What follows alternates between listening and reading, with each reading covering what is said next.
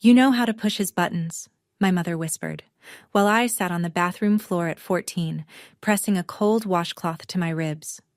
That was the sentence I grew up hearing. Not, "Are you okay?" Not, "He had no right." Just, "You know how to push his buttons."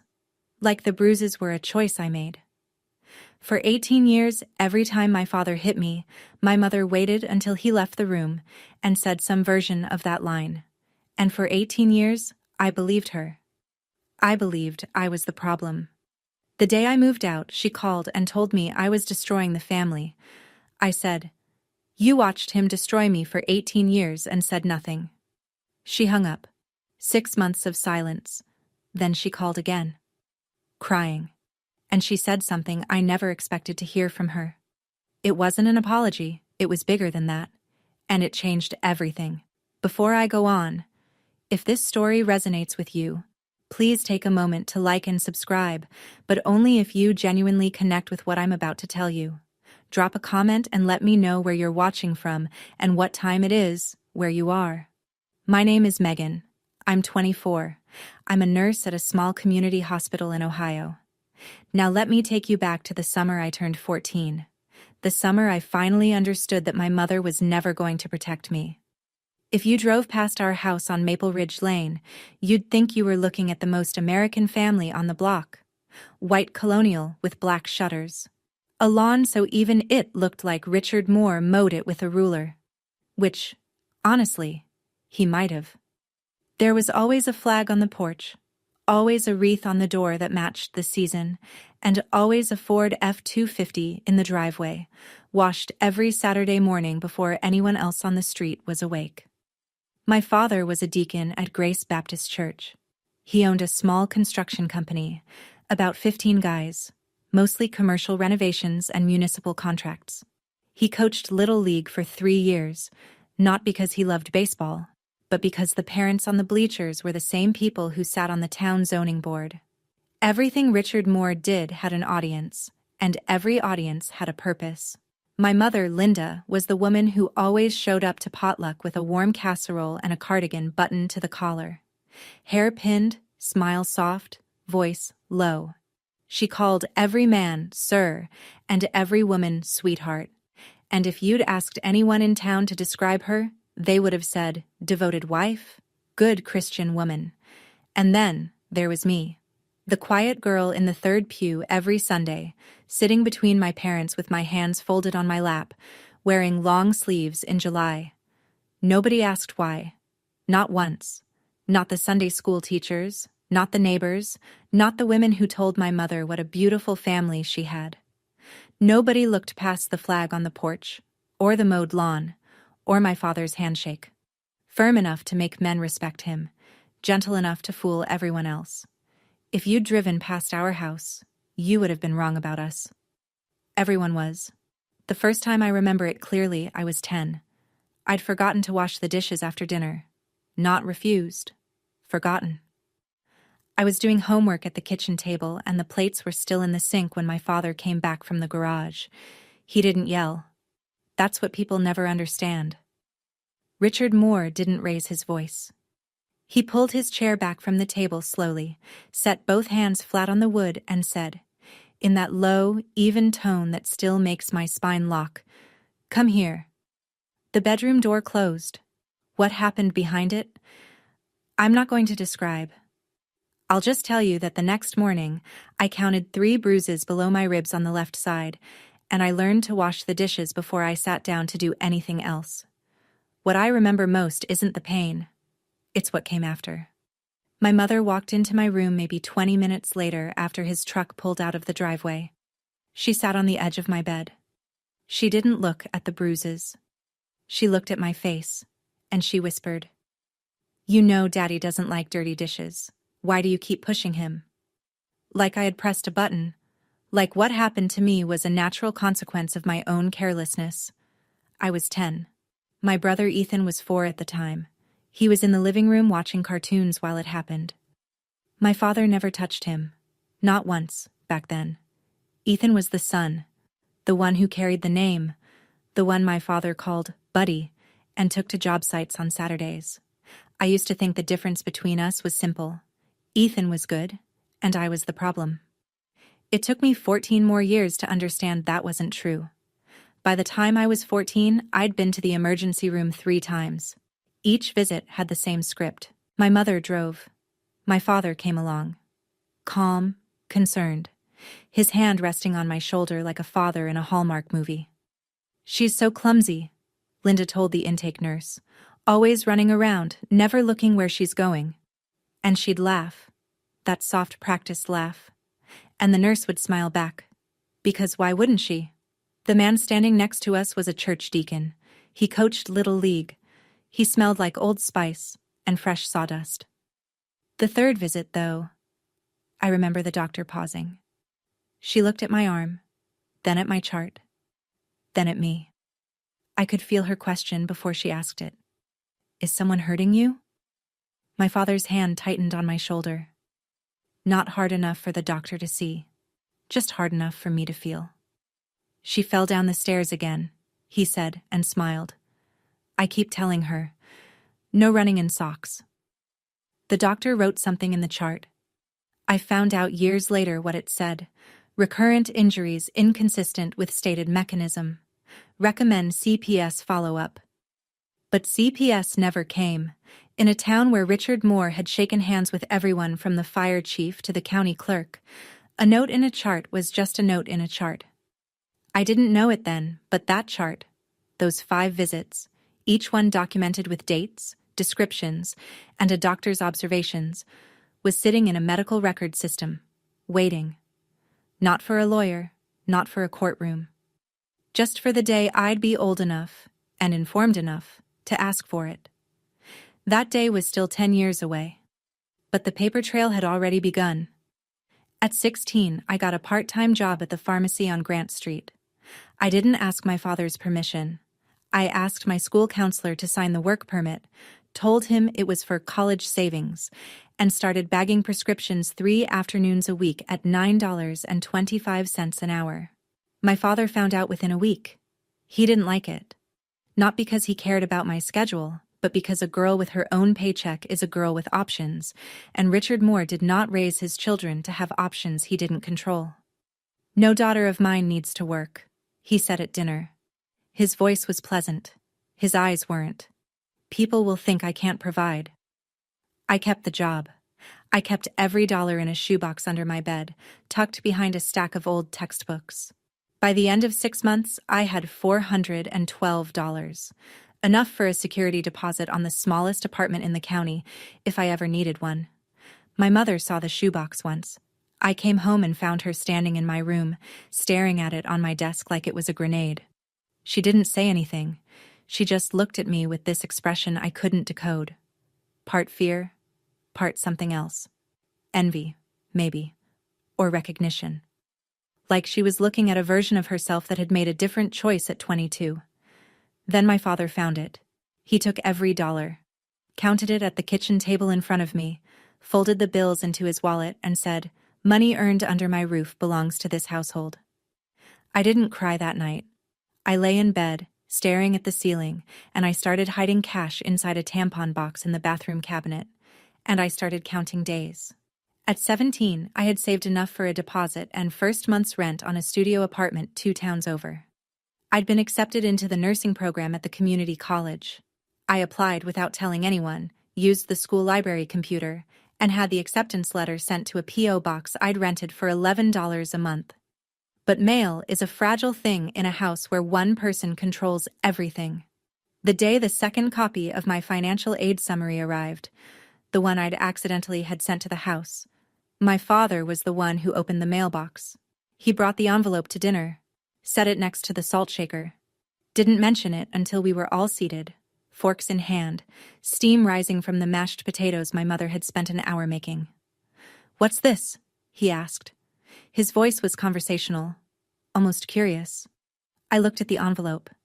My stomach dropped. "It's mine," I said. He opened it slowly, read it. Then he looked at me, not angry, not yet, and said, "You think you're leaving?" It wasn't a question. "Nobody in this family makes a decision without going through me," He tore the letter.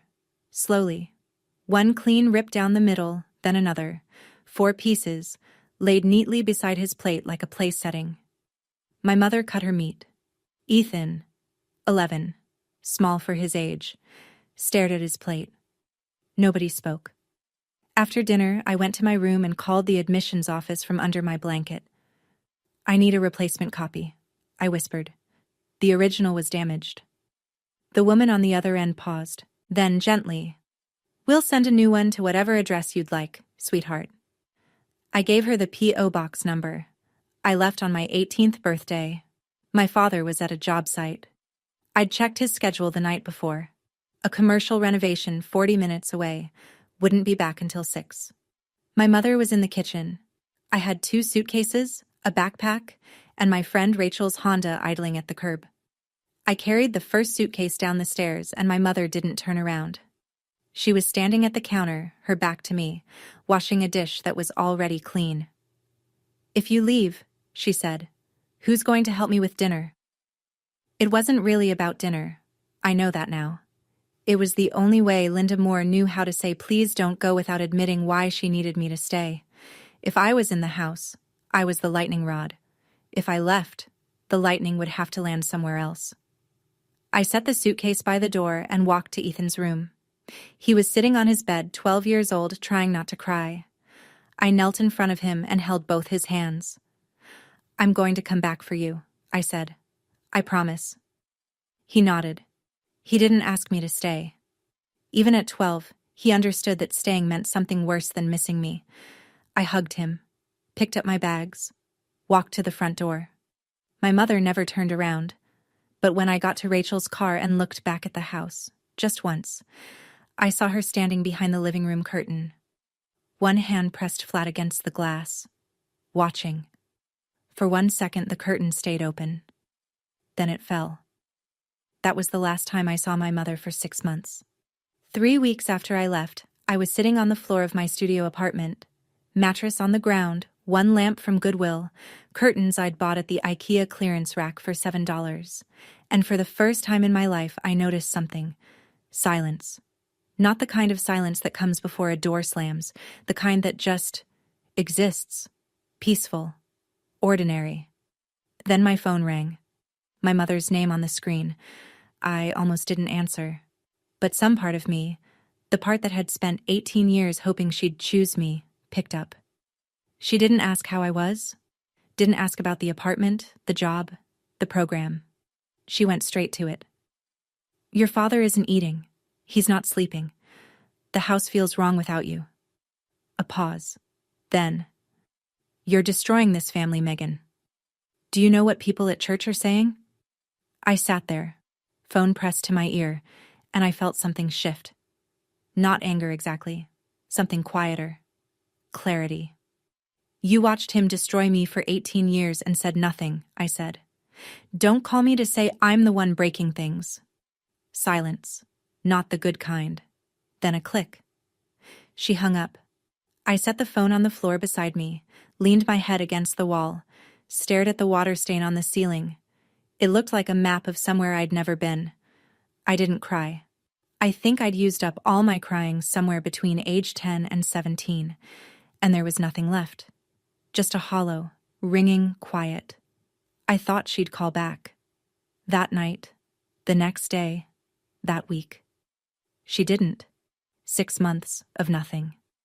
I finished my first year of nursing school with a 3.7 GPA and a permanent knot between my shoulder blades from working double shifts at the nursing home on Route 9. My apartment was small but clean.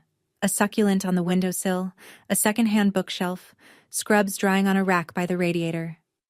It wasn't much, but every object in that room was something I'd chosen, and that made it more mine than any bedroom I'd ever had on Maple Ridge Lane. I tried to call Ethan. 3 times. Each time it went to voicemail. The 4th time, a text came back from my father's number. "Stop calling this phone." Richard had taken Ethan's cell. Of course he had. You can't control a boy if his sister keeps reminding him there's a world outside the house. At night, alone, I'd lie in bed and think, is he okay? Is Ethan sitting in that room right now? counting the cracks on the ceiling the way I used to? And then, the harder question, the one that sat on my chest like a stone. Did I abandon him? One evening, I was scrolling through Facebook, not something I did often, and I saw the Grace Baptist Church page. A photo of my father, grinning wide, arm around Pastor David, standing in front of a banner I had to read twice to believe, 2025 Man of the Year nominee, Richard Moore. Below the photo, a comment from Linda's account. So proud of this man and this family. God is good. The family in that photo was 3 people. I'd been cropped out. I stared at the screen for a long time. Then I closed the app, turned off the light, and lay in the dark, listening to the silence that used to feel safe. That silence felt different now. And then, 11 at night, mid-October, my phone rang again. I almost didn't recognize her voice at first, not because it had changed, but because I'd never heard my mother cry. Not like this. Not raw, uncontrolled, the kind of sound that comes out when you've held something inside so long it breaks the container. Megan. Her voice cracked on the second syllable. Megan, please don't hang up. I didn't speak. I just held the phone. He started hitting Ethan. The room tilted. I pressed my hand flat against the mattress to steady myself, like the floor might actually move. When? I asked. After you left. Slowly at first, shoving, grabbing. Ethan talked back about going to prom with his friends. Your father... She couldn't finish the sentence. She tried again. He hit him, Megan. Hard. Like he used to hit me. She couldn't say it. But we both heard it. And then she said the thing. The sentence I had replayed 1,000 times since, the one I never in my life expected to hear from Linda Moore. I recorded it. On my old phone. I have the audio. His voice. What he said. All of it. Megan, I was wrong. About everything. About all of it. I'm so sorry. I sat on the edge of my mattress in the dark, and I felt something crack open inside me that I thought had healed shut years ago. Not forgiveness. I wasn't there yet. Not relief. Something more complicated. Like watching someone you'd given up on take one single step in the right direction and not knowing whether to feel hope or grief for the 18 years of steps that never came. Send me the file, I said, tonight, and don't delete it. She sent it at 11:47 p.m., 4 minutes and 22 seconds long. I moved fast. The next morning, I called a legal aid office 2 counties over, far enough that nobody would know the Moore name, and explained my situation. The attorney, a woman named Janet, listened without interrupting, then said, You have options. But your father has a head start on the narrative, and in small towns, narrative is everything. She was right, because while I was making phone calls and researching restraining orders, Richard was doing what Richard does best, managing the story. Within a week, the version of events circulating through Grace Baptist Church went like this. Megan Moore, troubled since adolescence, possibly using substances, mentally unstable, trying to tear apart a God-fearing family for reasons no one could quite explain. Richard had told Pastor David in private, voice heavy with fatherly concern, that he'd tried everything, that he prayed for me every night, that he feared I was going down a dangerous path. Pastor David called me to check in. His tone was careful, pastoral, but I could hear the shape of my father's words underneath his questions. Your father says you've been going through a hard time, Megan. Is there anything the church can do? It spread beyond the church. A co-worker at the hospital, a woman I barely knew, stopped me in the break room. Hey, I heard you're dealing with some family stuff. You okay? Someone mentioned... She trailed off, embarrassed. In a town of 14,000 people, reputation moves faster than truth. And my father had spent 3 decades building his, brick by careful brick. Who was going to believe a 24-year-old nurse over a deacon who'd poured the foundation for the church's new fellowship hall with his own crew? At cost? Nobody. Not yet. The thing about Richard Moore is that he doesn't just control people. He controls their exits. And Ethan's exit had a price tag, $38,000. That was the savings account my parents had built since Ethan was born. College fund, every birthday check from Grandma Dot, every tax refund bonus, all of it sitting in a savings account at First National, under Richard's name. Legally, that money was his to do whatever he wanted with, and he knew it. Ethan called me from a friend's phone one night, voice barely above a whisper. He'd been accepted into an engineering program. Good school, reasonable tuition, 2 hours from home, a real way out. He sat me down at the kitchen table. Ethan said. He didn't yell. He was calm. He said, "You want this money? You do what I say. No contact with your sister. You don't tell anyone what happens in this house. And you come to the Man of the Year ceremony. You wear the suit I bought you, and you smile." I closed my eyes. "Meg, I need that money. I can't afford it without it. I don't know what to do." There it was. The leash. The same one Richard had used on me, just with a bigger number attached. He wasn't a father saving for his son's future. He was a man who understood that the cheapest prison is the one you build out of someone else's hope. "Don't do anything yet," I told Ethan.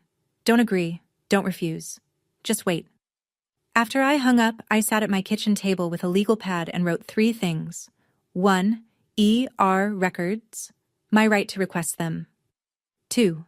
Linda's audio recording, Ohio, one-party consent. 3.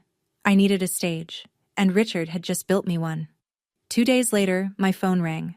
Not my mother this time, my father. His voice was warm, relaxed, the voice he used at church barbecues and town council meetings, the one designed to make you forget he was capable of anything else. "Megan, sweetheart." He hadn't called me that in years. "I know we've had our differences, but I want to put that behind us. The church is doing a Man of the Year dinner next Saturday. The whole congregation's going to be there, 200 people, maybe more. I want our family up on that stage together. All 4 of us. Show everybody the Moores are solid." I held the phone and said nothing. "Pastor David thinks it'd be real meaningful," he continued. "The prodigal daughter comes home. People love that story." I understood exactly what this was. Not an olive branch, a stage direction. Richard needed the image of his family intact, his daughter, returned, smiling, standing beside him. Because the rumors he'd planted about me only worked if I stayed away. If I came back willingly, that proved it was all in my head. That proved he was the good father. Case closed. If I said no, he'd tell the whole town, "See? She's too far gone. Even her own father can't reach her." If I said yes, I'd walk back into his frame and disappear inside it. Either way, he won. Unless I came with a different script. "I'll be there, Dad," I said. He exhaled. Relieved. Victorious, even. "That's my girl." I hung up and stared at the wall. My hands weren't shaking. For the first time in my life, they weren't shaking before a conversation with my father. He'd invited me onto his stage. He didn't know I was bringing my own. The plan was simple, but it relied on people who'd spent their whole lives being anything but brave. I called my mother the next evening, told her what I was going to do. Bring the medical records, play the audio, and let the truth stand in front of the same 200 people my father had spent 30 years performing for. "I need you there," I said. "I'm not asking you to speak. I'm just asking you to stand." The silence on the other end lasted so long I checked to see if the call had dropped. "Megan, I can't." Her voice was small. The same voice she used at the dinner table when my father asked why the roast was dry, or the laundry wasn't folded, or the house wasn't quiet enough. The voice of a woman who'd been trained year by year to make herself as small as possible. You don't know what he'll do. Everyone in that church trusts him. They'll look at me like like you're what, Mom? Like I let it happen." I let that sit. Because she did. And she knew it. And that knowledge was either going to paralyze her or push her forward, and I couldn't make that choice for her. "You did let it happen," I said. Not to be cruel. Because it was true. And if we were going to stand in a room full of people and tell the truth, We had to start by telling it to each other. But you also pressed record. And that matters. Another silence. Longer. I'll try, she whispered. I'll try to be there. I hung up knowing that try wasn't a promise.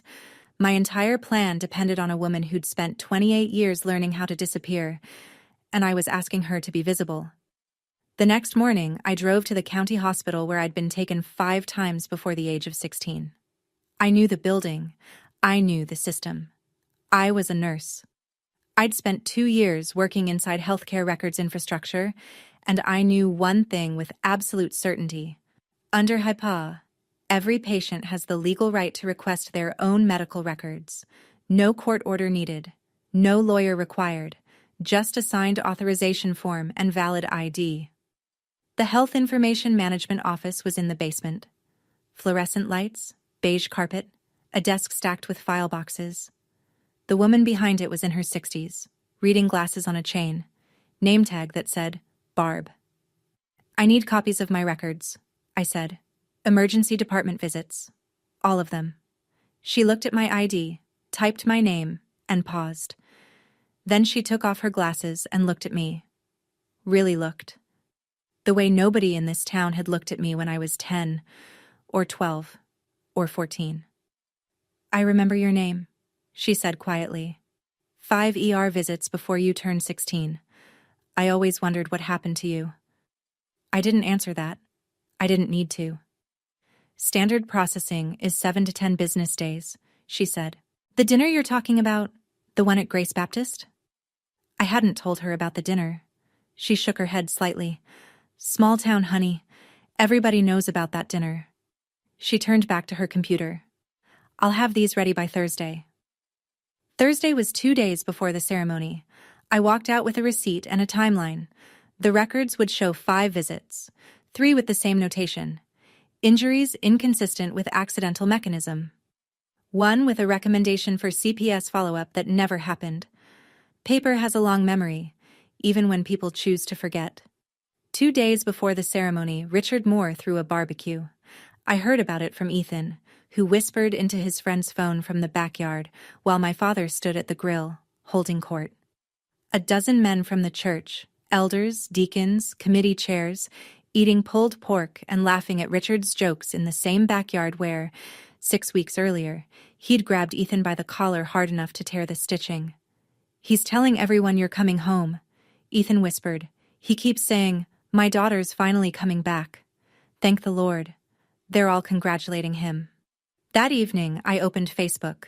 The Grace Baptist Church page had a new post. A family photo from 8 years ago.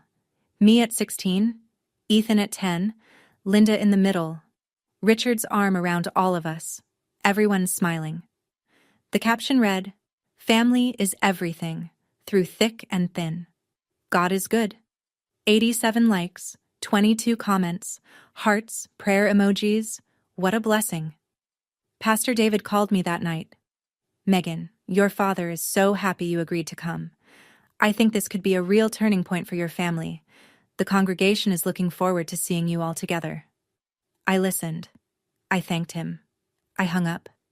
And I sat in my apartment, looking at the manila envelope on my kitchen table, the one Barb had expedited, and the phone beside it with a 4-minute and 22-second audio file, and I felt the weight of what I was about to do.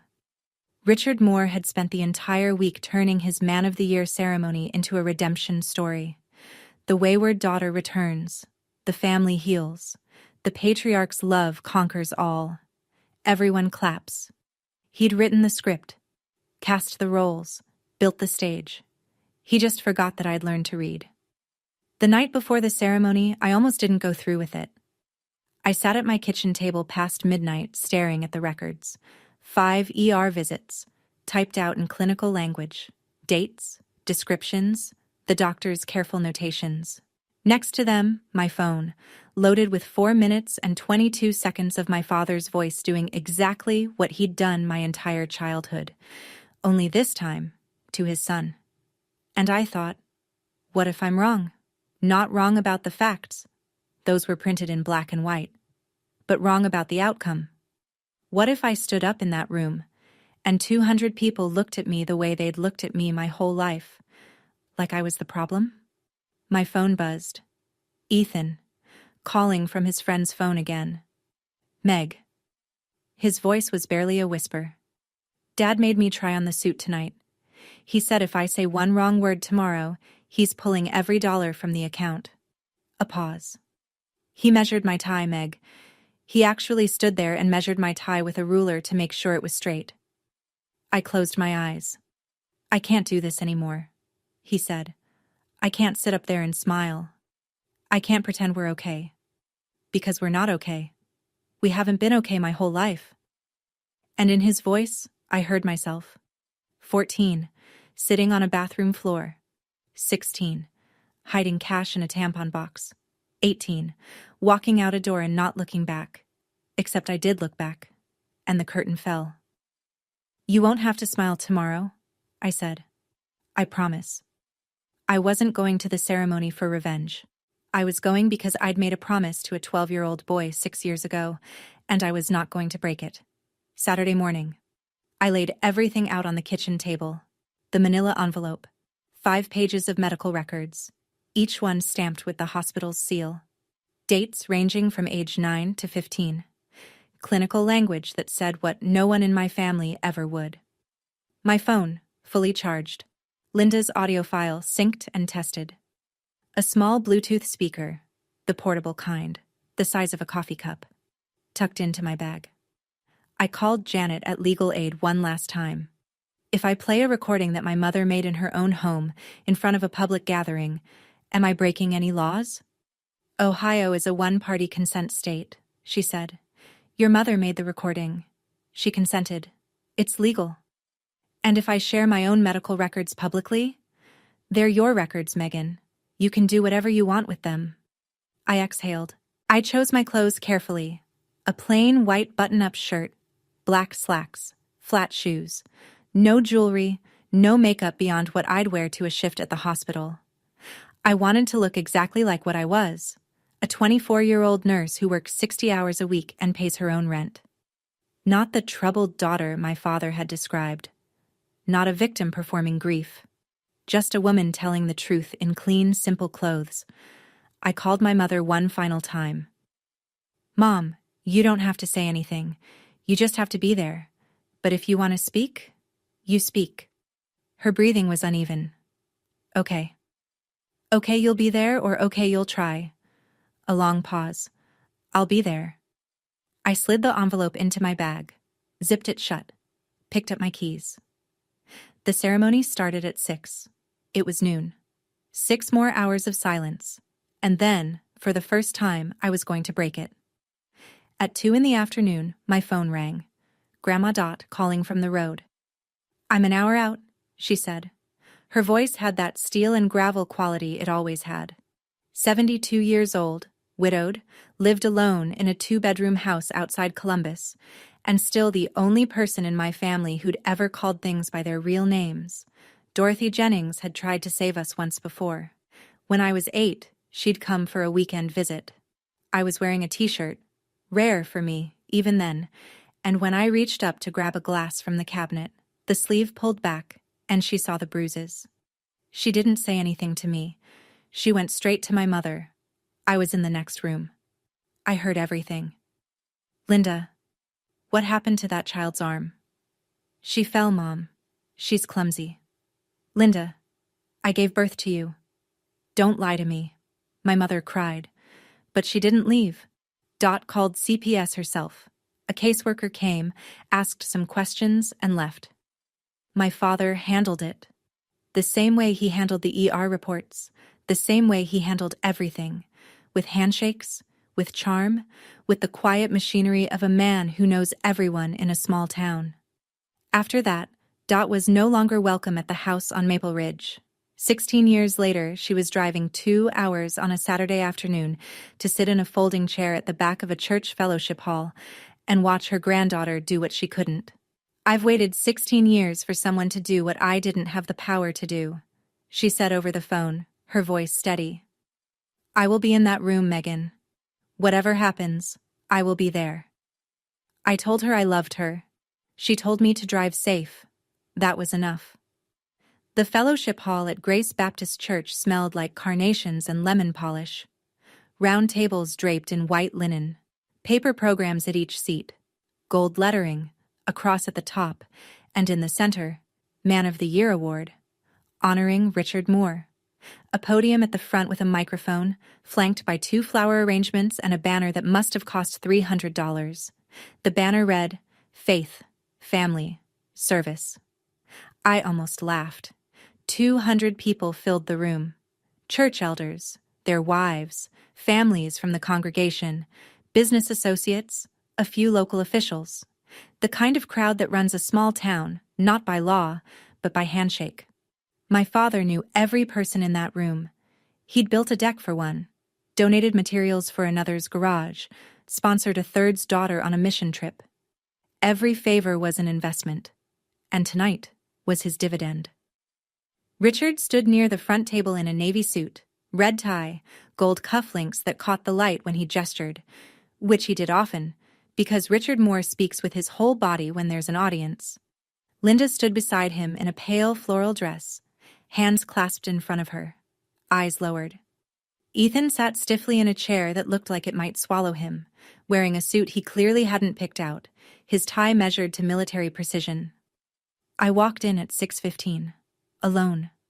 Richard saw me from across the room. His face lit up, for the audience's benefit, and he crossed the hall with his arms open. There she is. Everyone, my daughter's here. He hugged me. 200 people watched. A few clapped. I didn't return the hug. I didn't pull away either. I just stood still, arms at my sides, feeling his hands on my back. In my bag, the manila envelope pressed against my hip.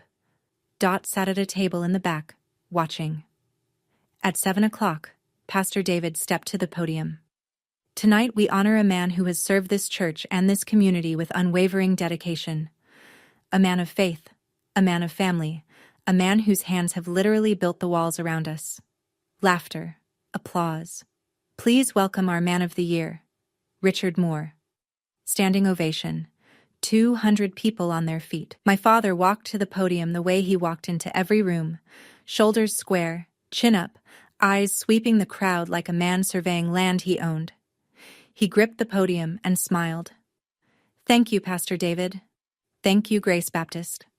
He paused, measured, the way he always paused, not because he needed to collect his thoughts, but because he understood that silence creates anticipation.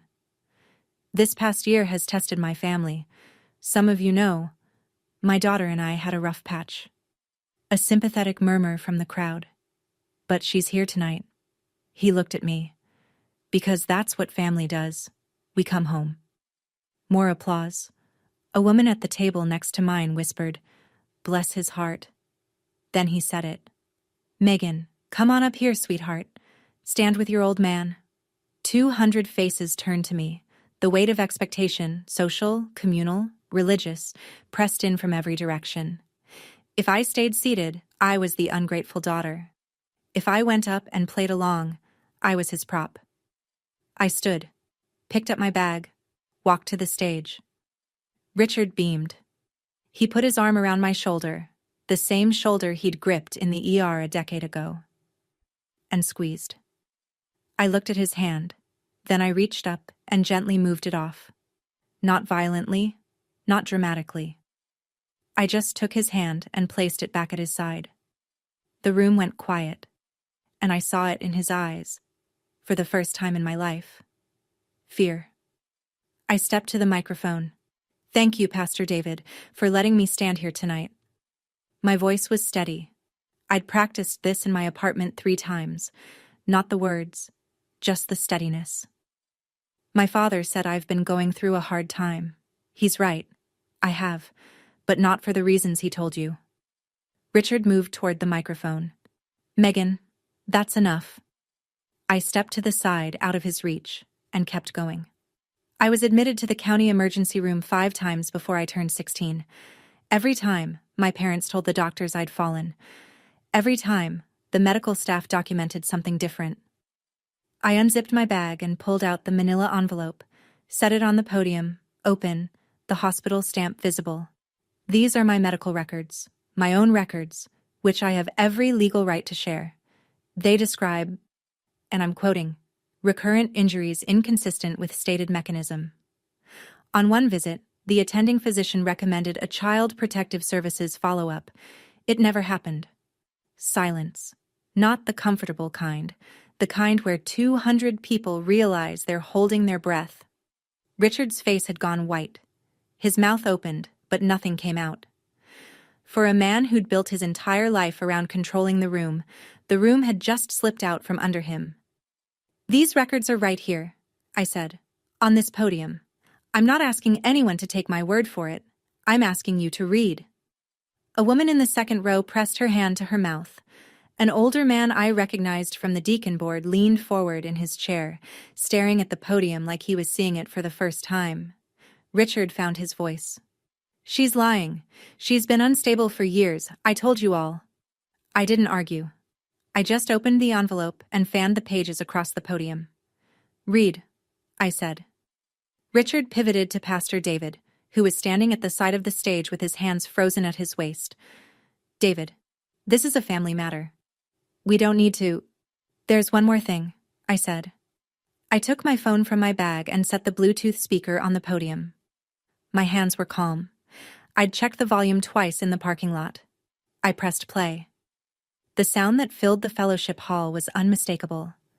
My father's voice, not the warm, measured baritone that charmed 200 church members, but the real one, the one that lived behind closed doors. Low, cold, absolute.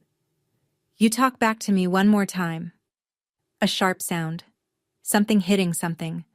Then Ethan, my brother, 18 years old, crying out, "Sit down, shut up. In this house, what I say goes." 4 minutes and 22 seconds. The speaker wasn't loud, but in a room that quiet, it didn't need to be. Every word reached every table. Every gasp was audible. A mother near the back pulled her young son closer. One of the deacons, a man who'd been at the barbecue 2 days earlier laughing at Richard's jokes, stood up and walked out without a word. I stopped the recording. This was recorded by my mother, Linda Moore, in our family home. Last month. Under Ohio law, she had every right to record it. She was present. She consented. I looked at the room. Some faces were stunned. Some were crying. A few looked angry. At me, maybe, or at themselves for not seeing it. One woman near the front was shaking her head slowly, over and over, like she was trying to unsee something. Richard gripped the edge of the podium.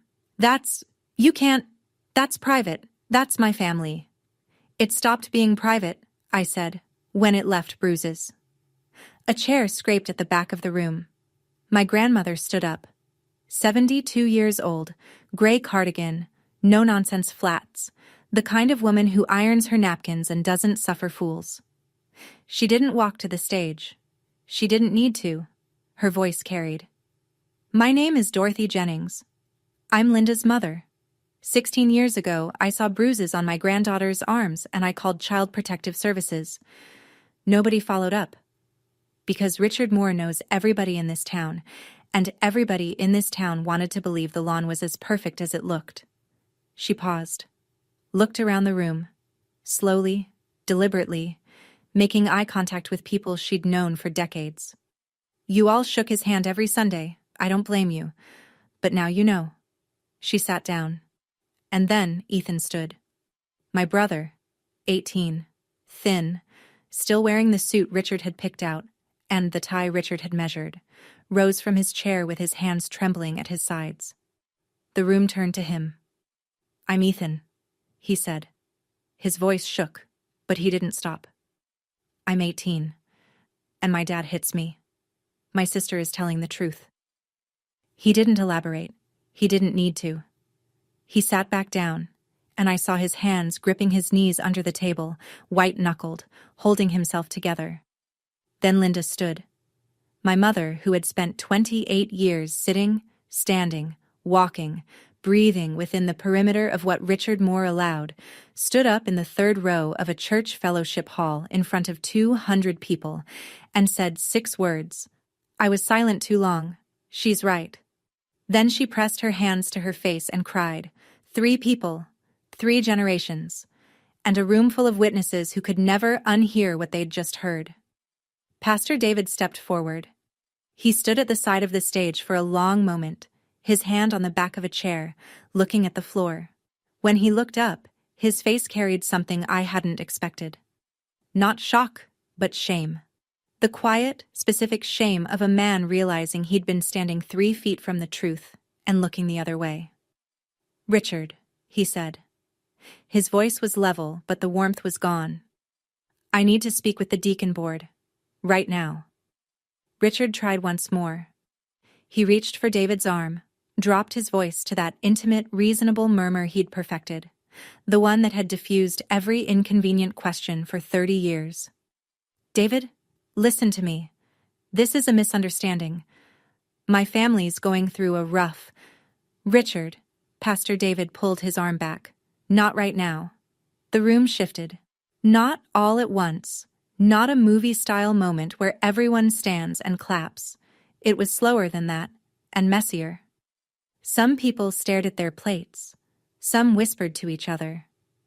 A woman I didn't know, mid-50s, glasses, the kind of face you'd see behind a library counter, walked over to me, touched my arm, and said, I'm sorry, sweetheart, I didn't know. Now you do, I said. A few of Richard's closest friends, the barbecue men, the ones who'd heard his version of events for years, sat frozen. One of them got up and left without speaking to anyone. Another stared at Richard with an expression I recognized, the look of a man rearranging everything he thought he knew. Not everyone believed me that night. Some never would. But enough did. I stepped off the stage, walked to Ethan, took his hand. Linda followed. We left through the side door, and I didn't look back. 72 hours. That's how long it took for the life my father had built to come apart. 24 hours after the ceremony, the deacon board met. I wasn't in the room, but Ethan heard from a friend whose father was on the board. The vote to remove Richard from his position was unanimous. Not a single voice in his defense. The same men who'd eaten his pulled pork and laughed at his jokes sat in a circle and voted him out without debate. 48 hours. The 2 largest contracts Richard's company depended on, both sourced through church connections, were canceled. The first was a $180,000 renovation of the church's east wing. The second was a $95,000 community center project for the county, referred by a deacon's brother-in-law. Both pulled out with the same polite, devastating language.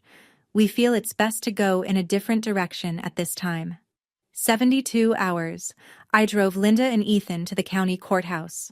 We filed for a temporary restraining order.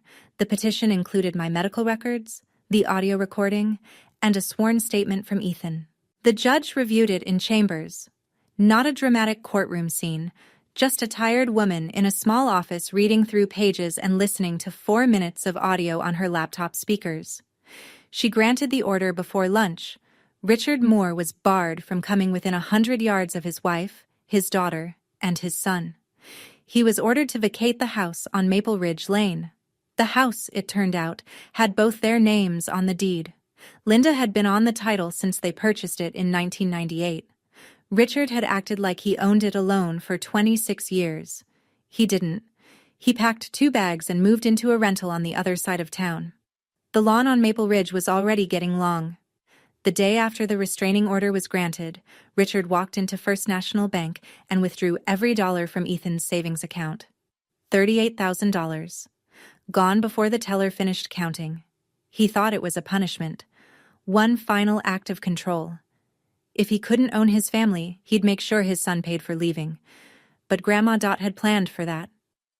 Your grandfather always said, "Never let a bully hold the checkbook," she told me over the phone, her voice matter-of-fact, like she was reading a grocery list. I listened. 5 years earlier, quietly, without telling anyone, Dot had opened a 529 education savings account in Ethan's name. $200 a month pulled from her late husband's pension. $12,000. Not a fortune, but enough to keep the door open. And then the church did something I didn't expect. Within a week of the ceremony, a group of women from Grace Baptist, the same women who'd brought casseroles to our house, who'd told my mother what a beautiful family she had, organized a scholarship collection for Ethan. They passed an envelope at the Sunday service. They posted about it on the church Facebook page. They sent checks in the mail. By the following Sunday, $8,400. $12,000 from Dot. $8,400 from the community, a financial aid application that Ethan and I filled out together on my kitchen table on a Tuesday night, eating takeout pizza on paper plates. It wasn't $38,000. It wasn't the golden path Richard had dangled and yanked away, but it was enough. And the best part? Richard's decision to drain the account became the final proof of who he was. The man who stole his own son's college fund out of spite. Even the people who'd been on the fence stopped defending him after that. The leash was cut. 2 weeks after the ceremony, I drove to the house on Maple Ridge. It was strange, pulling into that driveway without the Ford F-250 taking up the whole width of it. The flag was still on the porch. The lawn was uneven. The wreath was last season's. Linda was in the kitchen. Not cooking. Just sitting at the table, looking out the window at the backyard where the barbecue grill still sat, uncovered, rusting at the legs. The house was quieter than I'd ever heard it, and for the first time, the quiet wasn't a warning sign. She didn't look up when I came in, but she spoke. "Do you forgive me?" I pulled out the chair across from her, sat down, looked at my mother, really looked at her, and saw a woman I was still learning how to see. Not the villain, not the hero. Just a person who had been afraid for so long that fear became her personality, and silence became her language, and by the time she found her voice, her daughter had already grown up without one. "I don't know," I said, "and I don't need to know right now." Her face crumbled. "But you stood up," I said. "In that room, in front of everyone, you stood up, and that's the first step." I didn't hug her. I wanted to. Some part of me, the 10-year-old part, the part that had waited in a dark bedroom for her to come back and say it wasn't your fault, wanted to. But I wasn't that girl anymore, and pretending I was would have been a different kind of lie. So I just sat there, beside her, in the kitchen that used to feel like a trap, and now just felt like a kitchen. We didn't say much. That was enough. A year later, the house on Maple Ridge Lane looked different. Not renovated. Linda didn't have the money for that. But the wreath was new. The lawn was mowed, a little unevenly, by Ethan when he was home on weekends.